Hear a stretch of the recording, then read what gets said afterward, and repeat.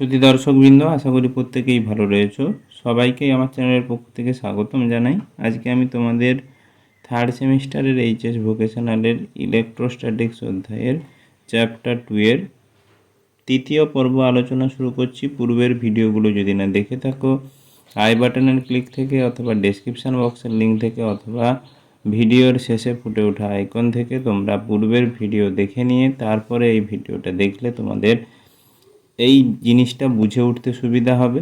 যদি কোনো মতামত থেকে থাকে কমেন্ট সেকশনে জানাতে ভুলবে না। বন্ধুদেরকে অবশ্যই শেয়ার করে জানিয়ে দিতে ভুলবে না এবং নতুন বন্ধুদেরকে বলবো অবশ্যই চ্যানেলটি সাবস্ক্রাইব করে পাশে থাকা বেল আইকনটি অন করতে ভুলবে না। তাহলে শুরু করা যাক মূল পর্ব। ভিডিওটি গুরুত্বপূর্ণ সহকারে শুনবে, তাহলে তোমাদের কিন্তু বুঝে উঠতে খুব সহজভাবে তোমরা কিন্তু বুঝে উঠতে পারবে। এইবারে আমরা এই বিশেষ অধ্যায়গুলোর শেষে তোমাদের জন্য কিছু বিশেষ এমসিকিউ থাকবে, যেগুলোর উত্তর তোমরা অবশ্যই কমেন্ট সেকশানে জানাতে ভুলবে না। তাহলে শুরু করা যাক মূল পর্ব। আমরা আজকে একটি বিন্দু আধানের উপর বহু সংখ্যক বিন্দু আধানের কর্তৃক প্রযুক্ত বল বা উপরিপাতন নীতি বা force due to multiple charges or superposition principle কি সেই সম্পর্কে আমরা জানব এবং একটি নিরবিচ্ছিন্ন বণ্টিত আধান বা যে কোনো বিশেষ ধাতব পরিবাহীর তার ভেতরকার আধানের জন্য বাইরে কোনো অবস্থিত কোনো বিন্দু আধানের ওপর বা কোনো একক পরিমাণ আধানের ওপরে কতটা পরিমাণ বল ক্রিয়া করে সেই ব্যাপারে রাশিমালা আমরা নির্ণয় করব। আমরা সরাসরি প্রথমে উপরিপাতনের নীতিতে চলে যাই। উপরিপাতনের নীতিতে তোমাদেরকে বলেছিলাম এই অধ্যায়ে অনেক ম্যাথমেটিক ক্যালকুলেশন এবং গাণিতিক উদাহরণ রয়েছে। উপরিপাতন নীতি কি এবং উপরিপাতন নীতি হচ্ছে যে বলা রয়েছে যদি কোনো একটি বিন্দু বহু সংখ্যক যদি বিন্দু আধানের সমাবেশে বলছে যে বহু সংখ্যক বিন্দু আধানের সমাবেশের মধ্যে যে কোনো একটি বিন্দু আধানের ওপরে মোট ক্রিয়াশীল বল ওই বিন্দু আধানগুলো কর্তৃক ওই বিশেষ বিন্দুর প্রতি যে বল ক্রিয়া করবে সেই বলগুলির পৃথক পৃথক ভেক্টর যোগফলের সমান হলো ওই বিন্দু আধানের উপরে ওই বহু সংখ্যক বিন্দু আধান কর্তৃক প্রযুক্ত বলের পরিমাণ সমান এবং বলগুলির মান কুলম্বের সূত্র অনুসারে কী করা হয়, নির্ণয় করা হয়। তাহলে আমরা যদি লিখে যদি প্রকাশ করি, বলা হয়েছে বহু সংখ্যক বিন্দু আধানের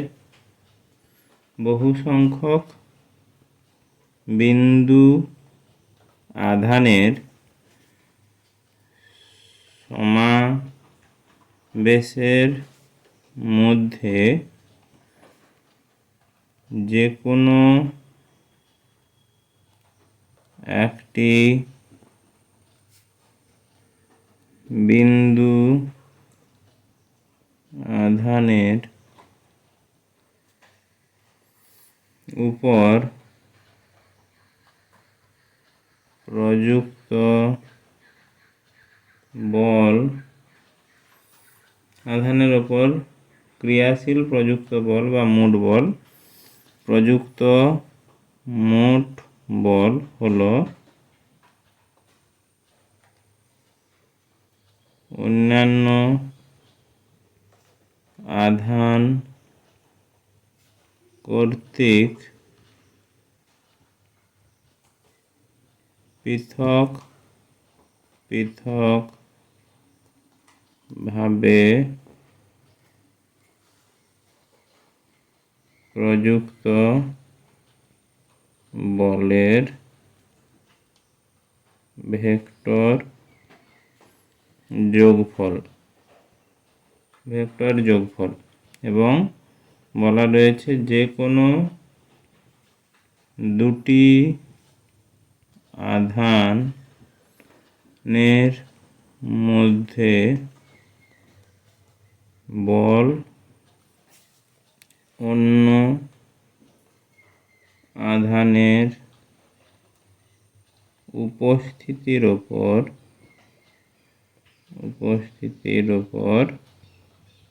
নির্ভর করে না। তাহলে এবং বলগুলির মান কুলম্বের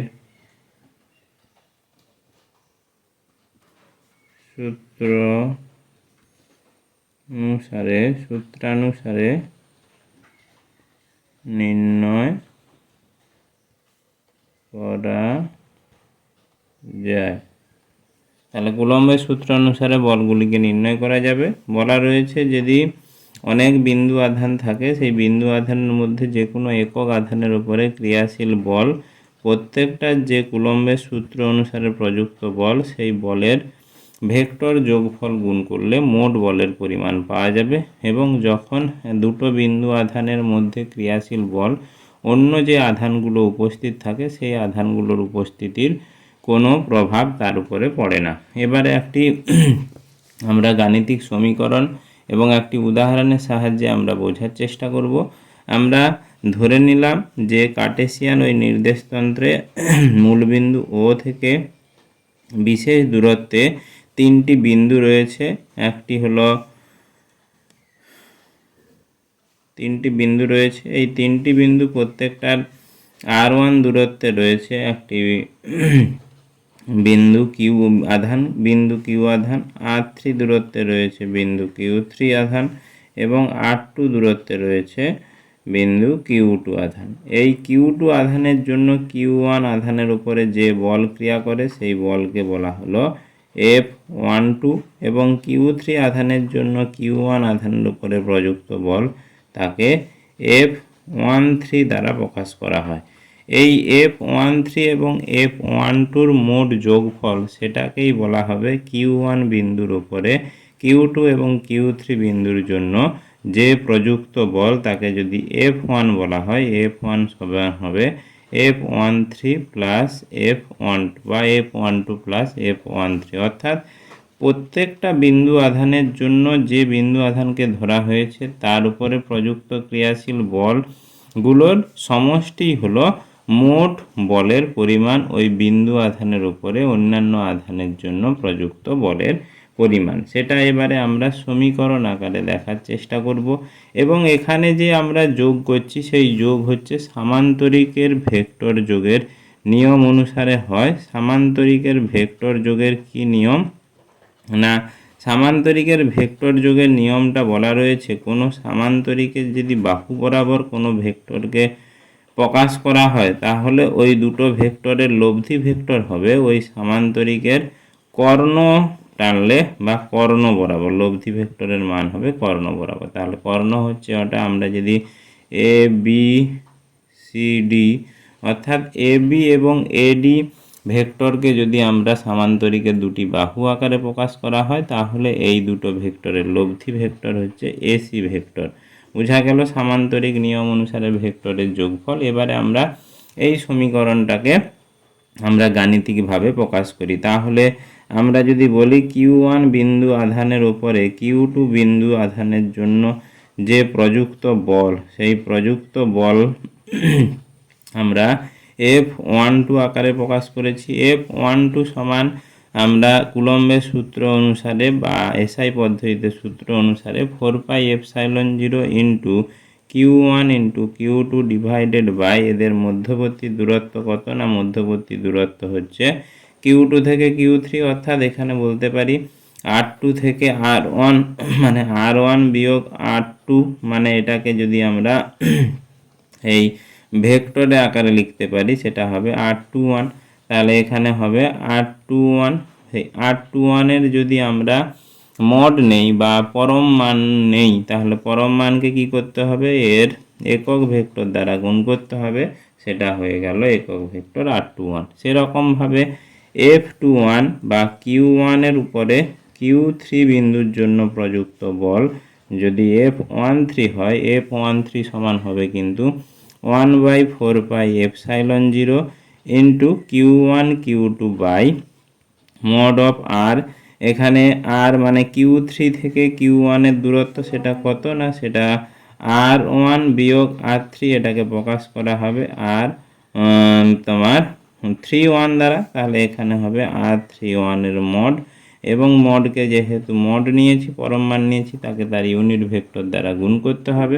তাহলে অতএব মোট প্রযুক্ত বল F1 সমান হবে, আমি বলেছিলাম F12 প্লাস F13। তাহলে এই দুটো ভেক্টরের যোগফল অর্থাৎ 1/4πε0 প্রযুক্ত বলের যোগফল ইন্টু এখানে Q1 ইন্টু Q3 হবে।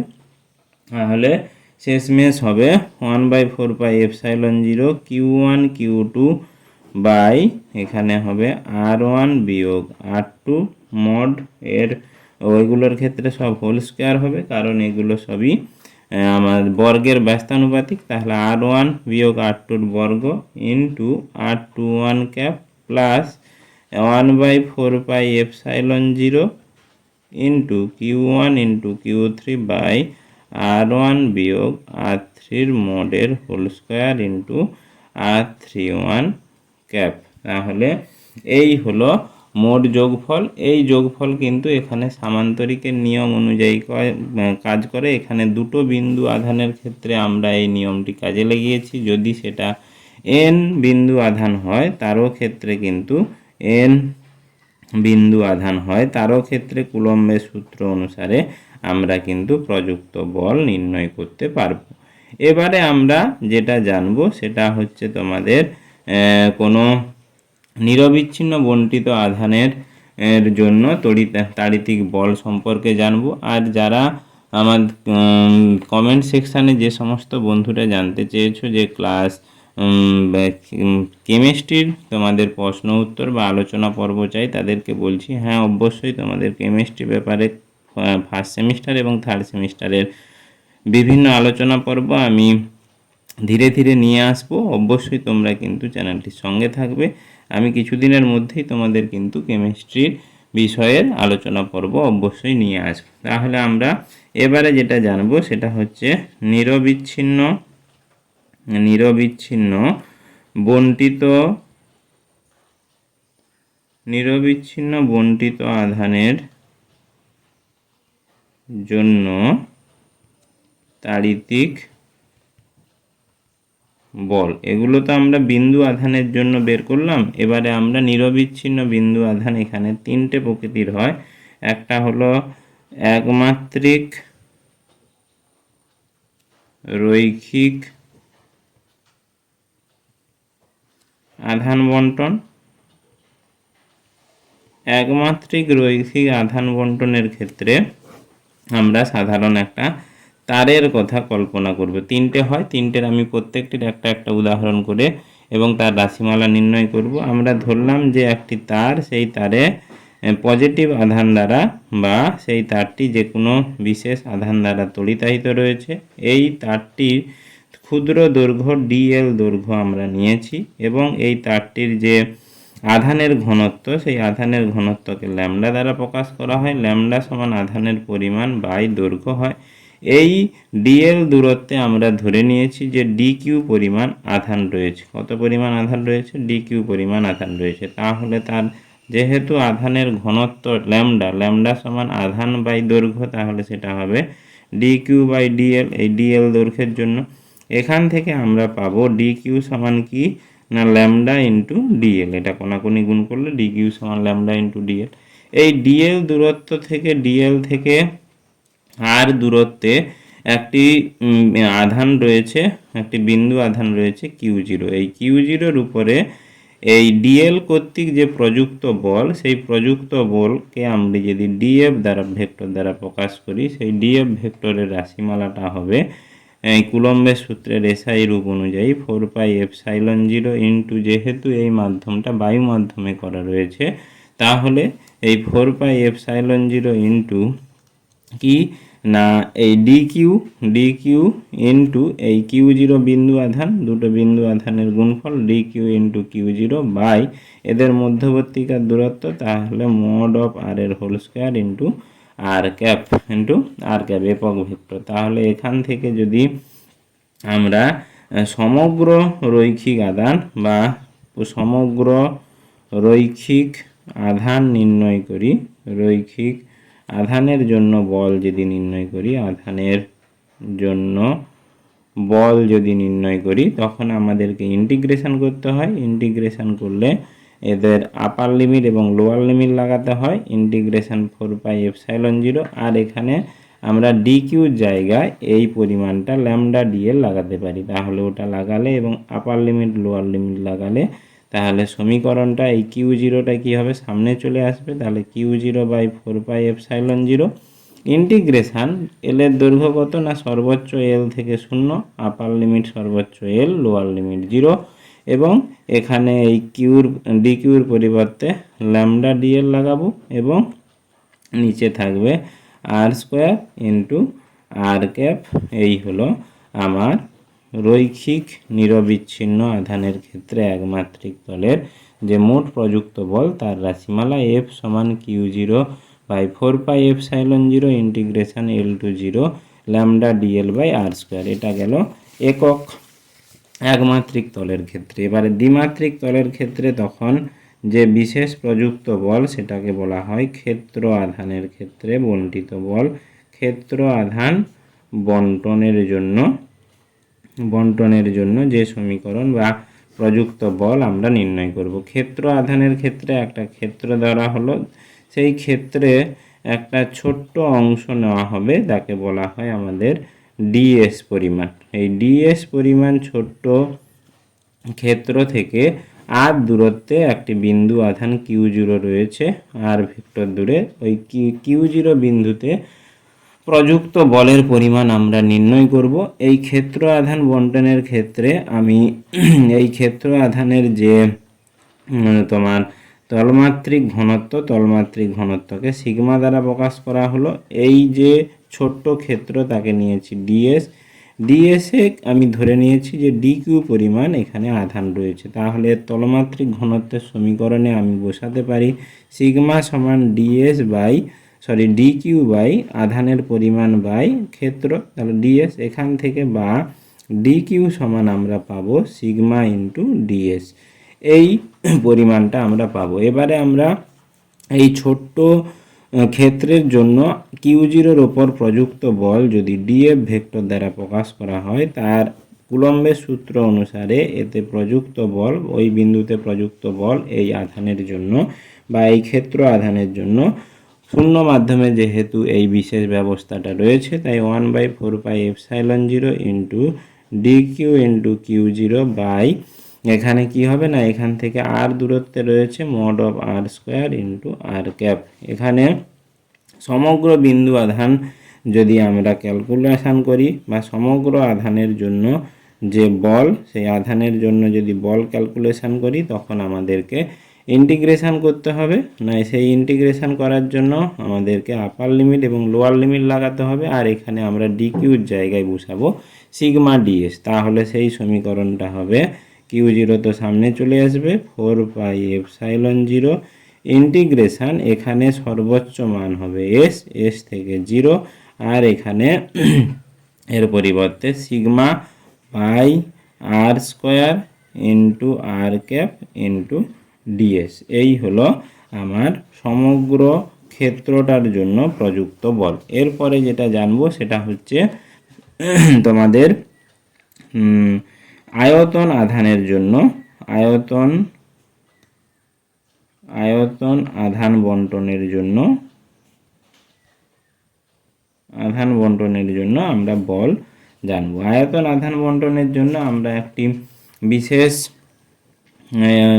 আয়তনের আধানযুক্ত একটি বিশেষ আমরা তলের কথা পরিকল্পনা করব, যেখানে ত্রিমাত্রিক তল। এই ত্রিমাত্রিক তলের ছোট্ট একটি অংশ যেটা নিয়েছি ডিভি, এই ডিভিতে ধরে নিয়েছি যে ডিকিউ পরিমাণ পদার্থ রয়েছে এবং এর আধানের তলমাত্রিক ঘনত্ব রো দ্বারা প্রকাশ করা হয়। তাহলে এই ছোট্ট অংশের যে তলমাত্রিক ঘনত্বের সমীকরণ থেকে আমরা পাবো এটা সমান ডিকিউ বাই ডিভি, আর এখান থেকে ডিকিউ সমান পাবো রো ইন্টু ডিভি। তাহলে এখান থেকে আর দূরত্বে আমি একটি বিন্দু আধান Q0 ধরলাম। এই Q0-তে ডিভির জন্য প্রযুক্ত বল সেটা যদি ডিএফ হয়, ডিএফ সমান আমরা পাবো কুলম্বের সূত্র অনুসারে 4πε0 ইন্টু ডিকিউ ইন্টু Q0 আধানের গুণফল ডিভাইডেড বাই তাদের মধ্যবর্তী দূরত্বের বর্গের ব্যস্তানুপাতিক ইন্টু সেটা যেহেতু মড নিয়েছি তার একক ভেক্টর দ্বারা যোগ করা হবে। এবারে সমগ্র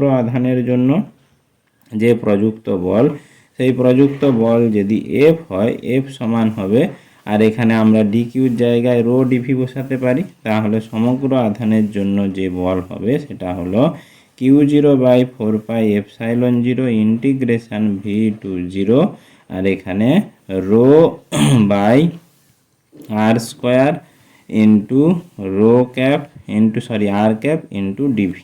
এই হলো সমগ্র আধানের জন্য প্রযুক্ত বল ওই বিন্দুতে। এই হলো তোমাদের তিনটি রাশিমালা। এর পরের অধ্যায়ে আমরা তড়িৎ ক্ষেত্র এবং তড়িৎ প্রাবল্য সম্পর্কে জানব। পরের দিন আমি অবশ্যই তোমাদের জন্য আবার একটি নতুন ভিডিও নিয়ে হাজির হব। আজকের জন্য যে প্রশ্নটি তোমাদের জন্য থাকলো, তোমরা অবশ্যই কমেন্ট সেকশানে জানাতে ভুলবে না যে উপরিপাতের নীতি অনুযায়ী আমরা যে বিশেষ প্রত্যেকটা বিন্দু আধানের জন্য যে বল নির্ণয় করব, সেই বল নির্ণয়ের পরে মোট যে বল সেটা ভেক্টরের বা কোন নিয়ম অনুসারে সেটি আমরা তাদের মোট বল নির্ণয় করতে পারবো। আমি প্রশ্নটা বোঝাতে পারলাম। উপরিপাতের নীতি অনুসারে বিভিন্ন যে বিন্দুগুলো রয়েছে সেই বিন্দুগুলোর একক বিন্দুর জন্য যে প্রযুক্ত বল প্রত্যেকটা বিন্দুর জন্য নির্ণয় করব, তাদের মোট বল সেটা কোন নিয়ম অনুসারে তাদের মোট বল আমরা বের করতে পারবো। আশা করি আজকের ভিডিওটি ভালো লেগেছে। কেমন লাগলো অবশ্যই মতামত জানাতে ভুলবে না। ধন্যবাদ, নমস্কার।